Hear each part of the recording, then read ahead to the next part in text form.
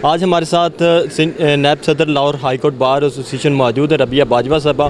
उनसे जानते हैं कि जो आज अदलिया के ख़िलाफ़ जो हमारे सियासतदान हैं वो उनके जलसों के अंदर नाम लिए जा रहे हैं, अदलिया को तकसीम करने की कोशिश की जा रही है, फिर एक बिल पेश कर दिया गया असम्बली के अंदर। तो उनसे जानते हैं कि अब बार अपने बेंच के साथ खड़ी है, बार कितना किरदार अदा करेगी। जी, बदकिस्मती से वाज़े तौर पर एक तकसीम की कोशिश भी नज़र आ रही है और ख़ुद ये भी नज़र आ रहा है कि अदलिया ख़ुद भी तकसीम है, मतलब इंटरनल उनके जो डिफरेंसेस हैं वो भी सामने आ रहे हैं। और इसमें इतनी पार्टीजन मतलब एक सिचुएशन, पूरे मुल्क में पोलराइजेशन है। और बदकिस्मती ये है कि जो पाकिस्तान का सुप्रीम अदारा है इंसाफ के हवाले से, कि उसके अंदर भी हमें ये बड़ी मायूस कुन सूरत हाल है। अब इसकी जो अगर आप कहें कि इसमें पहले भी माजी में हमने इस तरह की सूरत हाल देखी, जब वो जस्टिस सजाद अली शाह वाला इशू था, उसके ऊपर भी हमने एक स्प्लिट देखा अदलिया के अंदर। और आप देखें कि उसकी वजह से इंस्टीट्यूशंस को की उसकी रिस्पेक्ट को कितना मतलब अंडरमाइन किया गया। इसी तरह अब हमें नज़र आ रहा है कि इस वक्त जो मुल्क में सियासी सूरत हाल है उसको एक आइनी बहरान में बदल दिया गया है। और ये हम सब के लिए जो ख़ास तौर पे पॉलिटिकल स्ट्रगल करने वाले लोग हैं, जो पॉलिटिकल एक्टिविस्ट हैं, जो नज़रियाती लोग हैं और वो पाकिस्तान को एक तरक्की याफ्ता मुल्क और तरक्की याफ्ता मुल्क देखना चाहते हैं, उनके लिए सूरत हाल जो है वो बड़ी तशवीशनाक है। अगर कुछ इक़दामात उठाए जाते हैं जैसे 98 में उठाए गए, तो क्या लाहौर हाई कोर्ट बार कहाँ खड़ी हमें नज़र आएगी? देखिए, हमारा तो ऑलरेडी एक जो रोल है वो सबको नज़र आ रहा है, ख़ास तौर पर ना सिर्फ हाई कोर्ट बार का, बल्कि कल आपने देखा कि एक सुप्रीम कोर्ट बार एसोसिएशन जो हमारे सदर आबिद ज़ुबैरी साहब और उनकी टीम ने या उनकी कैबिनेट ने हम in collaboration with Lahore high court bar एक बहुत बड़े वकला के इज्तिमा का और एक कन्वेंशन का अहतमाम किया, जिसमें पूरे पाकिस्तान से जो रिप्रेजेंटेटिव्स थे मुख्तलिफ बार एसोसिएशंस के, उन्होंने पार्टिसिपेट किया। तो उसके अंदर हम लोगों का एक जो कंसर्न्स थे, इस हवाले से हमने अपनी तशवीश का भी इजहार किया, हमने सूरत हाल की मजम्मत भी की और हमने यही कहा कि हम लोग इस तरह की जो सिचुएशन है, हमेशा जो लीगल फ्रेटर्निटी है उसने आइन और कानून की बालादस्ती के लिए अपना किरदार अदा किया और आइंदा भी हम लोग किरदार अदा करेंगे। और पाकिस्तान की आवाम की तवक्को भी यही है हमारे से। जब ज़िया दौर था तो उस वक्त इधर ही आपकी बैकग्राउंड में नज़र आ रहा है, इस इमारत के पीछे सबसे बड़ा जो पहला एक लॉयर कन्वेंशन था वो इधर ही हुआ था, जिसमें हमने मार्शल लॉ के ख़िलाफ़ आवाज़ उठाई थी। तो उसी कंटिन्यूटी के साथ हम लोग उसी नज़रिए के तौर पर चल रहे हैं। और ख़ास तौर पे मैं जिक्र करूँगी कि मेरा तल्लुक़ भी चूँकि हामिद खान साहब की सरबराही में कायम प्रोफेशनल ग्रुप से है, हम लोग नज़रियाती लोग हैं और हमेशा हम लोग आइन और कानून की बालादस्ती की जंग लड़ते रहे। इससे पहले आपने देखा कि जब सजाद अली शाह वाला जस्टिस सजाद अली शाह वाला इशू था, उसके ऊपर भी हमारा एक लीडिंग रोल था हमारी फ्रेटर्निटी का। उसके बाद LFO का जब इशू आया, वो भी कॉन्स्टिट्यूशनल क्राइसिस था, तब भी हम आइन के साथ खड़े रहे। फिर वकला तहरीक थी, उसमें भी हम आइन के साथ खड़े रहे। और अब जो सिचुएशन है उसके ऊपर भी हम लोग अपना किरदार अदा भी कर रहे हैं और भरपूर किरदार अदा करेंगे। तो लाहौर हाई कोर्ट बार किसका साथ देगी? रियासत का साथ देगी या आइन का साथ देगी? देखिए, बात ये है कि रियासत जो है वो भी आइन के ताबे ही है और ये आज की बात नहीं है, ये आइन की आप बात कर रहे हैं। मेरा तो ये ख्याल है कि रियासत का अगर मैं जनरल एनालिसिस करूं तो ये बुनियादी तौर पे एंटी पीपल रियासत है, कि ये इसने कभी भी मतलब प्रो पीपल हम इसको रियासत नहीं कह सकते। इसने अवाम के हकूक़ भी सलब किए हमेशा। इन्होंने जो इस्तेसाली निज़ाम है उसको भी और ज़्यादा मजबूत किया। इसने कभी ख़ुद भी आइन की परवाह नहीं, क्योंकि अदारे ही होते हैं ना रियासत के, तो उन्होंने भी हमेशा आइन को पामाल ही किया।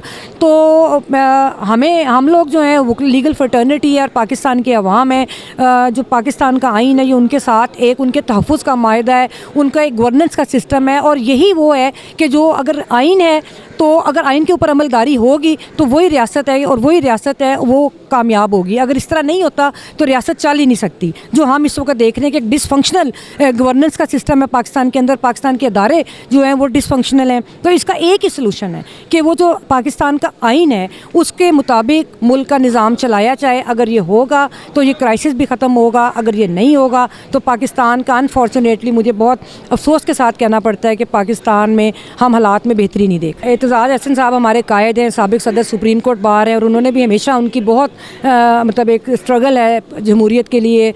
तो और उन्होंने रेड लाइन पता नहीं किस कंटेक्स्ट में चीफ साहब को कहा, हम भी मतलब ये समझते हैं कि जो पाकिस्तान का कॉन्स्टिट्यूशन है वो हमारी रेड लाइन है। मैं इसमें ऐड ज़रूर करूँगी कि जुडिशरी ने भी हमें बहुत दफ़ा मायूस किया। आज भी जो धड़ेबंदी है वो भी हमारे लिए मायूस कुन है और हम ये भी नहीं कह सकते कि कौन सा धड़ा आज क्या करेगा, लेकिन जो भी धड़ा या जो भी जज साहिबान जब आइन की बात करेंगे, आइन की पासदारी करेंगे तो यकीनन हम लोग उनकी बहुत रिस्पेक्ट भी करते हैं और हम उनकी जब भी भी जो जजेस आइन पे चलते हैं और हम उनकी रिस्पेक्ट करेंगे। देखिए बड़ी बदकिस्मती है हमारी सबकी कि पाकिस्तान के जो अदारे हैं, एक तो उन्होंने ख़ुद भी इसकी बड़ी लंबी बहस है, लेकिन मैं मुख्तसर यही कहूँगी कि एक तो मतलब अदारों को भी चाहिए कि वो अपना एहतराम उसी तरह करवा सकते हैं जब आप आइन के ऊपर चलेंगे। तो जुडिशरी की भी हिस्ट्री इस तरह की नहीं है कि लोगों का एतमाद उसके ऊपर मुतज़लज़ल हुआ है। लेकिन जहाँ तक इस बात का तल्लुक़ है, देखिए फ्रीडम ऑफ एक्सप्रेशन जो है हर शहरी के पास है, ना सिर्फ सियासतदानों के पास है, हर शहरी के पास है। और हम लोगों का ये हक़ है कि हम जो फ़ैसले आते हैं हम उनके ऊपर एक मुस्बत तनकीद कर सकते हैं, बतौर कानूनदान भी कर सकते हैं और एक आम शहरी भी जो समझता है वो उसके ऊपर बात कर सकता है। लेकिन ये नहीं होना चाहिए कि किसी अदारे या किसी भी फ़र्द की, चाहे वो जज है, चाहे वो सियासतदान है या चाहे वो कोई भी है, कि उसकी तज़लील या उसकी डिसरिस्पेक्ट नहीं होनी चाहिए।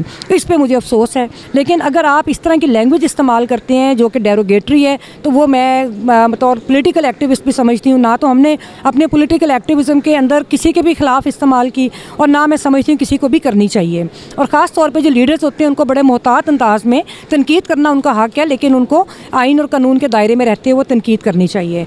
दूसरी बात ये एक मैं मुकम्मल करूँगी अपनी बात कि आपने कहा कि आइन कवानीन मौजूद हैं, अगर जुडिशरी चाहे तो वो उनको बुला सकती है। हमने देखा कि अभी हम लोग खुद एक क्राइसिस हमारी लीगल फ्रेटर्निटी जिसको देख रही है कि उन्होंने एक छोटे से इशू पे जो कि एक नॉन इशू था उसको जुडिशरी ने बना के तो हमारे एक साथी राना आसिफ के ऊपर कंटेम्प्ट प्रोसीडिंग्स की हैं, हालांकि मतलब वो नहीं बनती थी। तो अगर आप समझते हैं कि इस तरह है तो वो उनको बुलाएं, आप करें। और दूसरी एक आखिरी बात मैं कहूँगी, मुझे एक चीज़ का बड़ा अफसोस है कि ख़वातीन, चाहे वो जजेस की ख़वातीन है, चाहे वो फैमिली के सियासतदानों की हैं, उनके ऊपर इस तरह जो मैं अब देख रही, मैंने सोशल मीडिया पे देखा कि जजेस के घरों में जो उनकी बेटियां या उनकी, जो मुझे बहुत अफसोस है इस चीज़ का और मैं इसकी मज़म्मत करती हूँ। आखिरी सवाल ये कि जो असम्बली के अंदर बिल आया है कि चीफ़ जस्टिस का सो मोटो का जो लेने का अख्तियार है उसको ख़त्म करने की कोशिश की जा रही है और कुछ चीज़ें की जा रही हैं, तो इस हवाले से क्या बार कहाँ खड़ी है, वकला कहाँ खड़े हैं, क्या कहेंगे इस हवाले से? देखिए जो सो मोटो का इख्तियार है, जो मैं ज़ाती तौर पर भी समझती हूँ और बहुत सारे लोगों का ये ख्याल है कि हम समझते हैं कि ये होना चाहिए।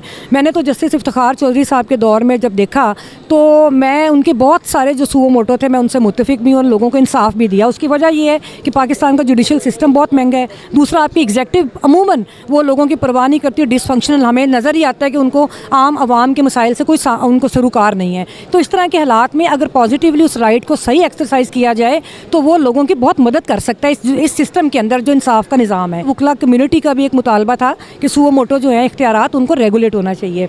अब रही जो रिसेंट लेजिस्लेशन की बात है, उस लेजिस्लेशन में मैं एक चीज़ को मुझे बड़ा अफसोस के साथ कहना पड़ता है कि वो इशू स्पेसिफिक है, कि वो जो लेजिस्लेशन है वो एक अच्छी नीयत के साथ नहीं की जा रही। अगरचे पार्लियामान का इख्तियार भी है और होनी भी चाहिए, डेलिब्रेशंस होनी चाहिए, तो लेकिन वो डेलिब्रेशंस तो क्या होनी है, वो तो पार्लियामेंट ही मुकम्मल नहीं है। मतलब एक तरह से वो बहुत सारे जो रिप्रेजेंटेटिव्स हैं, अपोजिशन तो है ही नहीं, एग्जिस्ट ही नहीं करती।